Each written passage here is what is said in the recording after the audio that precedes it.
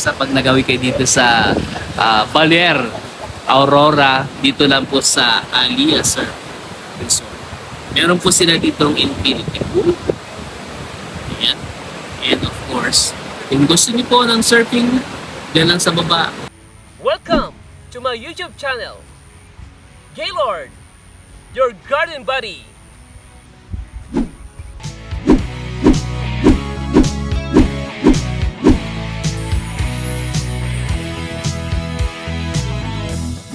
Hello, mga ka-grammers. Samahan niyo po si Kalipani.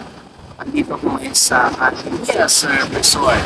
And take note, andito po ngayon sa Baler, Aurora. Okay?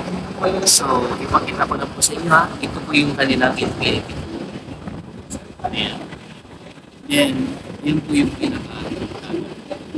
it is best for surfing. And makikita nyo po dun sa part ko yun. Marami po naman sa surfing. And sabi bukas, ano ba yung date bukas? March 22? Tama no? Meron pong competition ng surfing. Okay?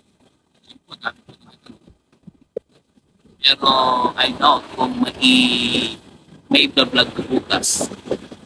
Kita ko lang po sa inyo. Dito po kami naka-check-in. So yan po yung Alia Surf Resort. Yan po yung infinity. And yan po yung pinaka. Ayan. Hindi nyo po ha.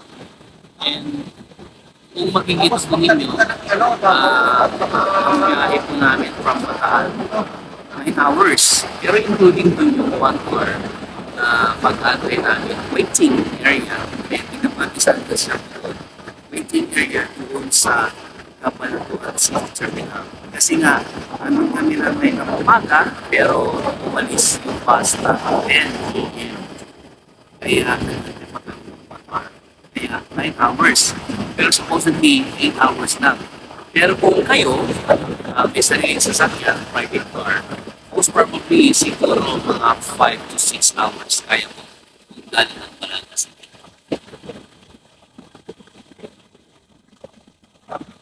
Ang ganda po ng yung mga waves sa paddle kasi na fit na talaga for surfing. Hindi naman po kasi ganun kalalim. Yan ang maganda lang talaga yun. Yan ang yung nakausap ko dun kanina for 40 years, si Paring Mario. I think taga Manila siya eh. Kaya lang yung bago mag-pandemic, nag-stay na rin siya rito. Napunta siya rito. And after, dito na rin siya nag-stay. And for 14 years, nagsasurfing siya. Just like that. Ang sabi niya, yung panahon na dapat na maganda rito, kung gusto nyo mag-aral as a leader ng surfing, dapat yung panahon ng parasol, upgrade at ngayon. Ang nangyari ko kasi, just like ngayon, no? Medyo mahangin. Ang nagiging effect kasi ng hangin, parang sinisira po niya yung formation nung alon. Kasi kung titignan po niya, kapag halimbawa kalmado yung dagat, hindi masyadong mahangin. Yung wave niya dapat solid. No? So yun yung effect nun kapag mahangin. Mas maganda raw na kapag hindi masyadong mahangin para solid yung waves, para kahit paano maganda for surfing. Okay? Pakilala ko po yung aking mga kaibigan. Dito muna. Sir, dito. Baka may gusto kang i-shoutout dyan. Ayan po. Meron ka pang shoutout, sir? Sige, sa susunod ka lang. Sa susunod na lang. Sir, dito po, mga katrabaho ko po ito, mga kaibigan. Pero minsan, kapag nagpapapicture, hindi ako tumatabi dito. Patay ka ngayon. No? Kasi nga po, tingin din sir, kung nakita niyo si Gary Estrada, yan po yan. Kuya niya, kuya. Po, no? Gary Leasing. Gary Leasing. Hindi raw para Gary Estrada, kundi Gary Leasing. Okay? And of course, yung sa mga kaibigan, si Richard Gomez. Richard Gomez, my Pinagluluko mo ni subscriber mo eh. Tall, black, and handsome. Tall, dark, and handsome. Mali. Si Tall and handsome in the dark. Okay. Ayan. Ikaw na magsalita para sa'yo. At least Busit ka. Ayan. Babait po yan, mga kaibigan ko yan. No? So, tingnan nyo ha, mga artista po yung mga kasama ko. So, isang Gary Leasing, Wala yan. at saka Richard, Richard Merck. Richard Merck tuloy. Natawa tuloy. Nakulo ko to sa Carlito Agui. Ayan. Ayan po. Ay, isa doon, no? Doon.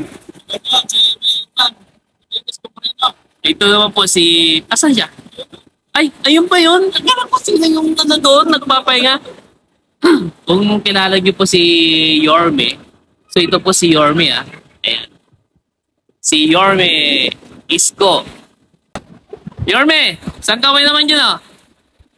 Ayun oh. O, di po ba? Ikaw pala yan, pre. Paring James Ramos. Ayan. Diba? Anong tawag dan? Yoga ba yun? Yoga? Parental guidance? Okay. Basta pag nagawi kayo dito sa Baler, Aurora, dito lang po sa Alias, sir. Meron po sila ditong Infinity Pool. Ayan. And of course, kung gusto niyo po ng surfing, dyan lang sa baba. Ayan. Gaylord. Buddy. Oh, bye-bye na, mga pare. Bye-bye. Bye.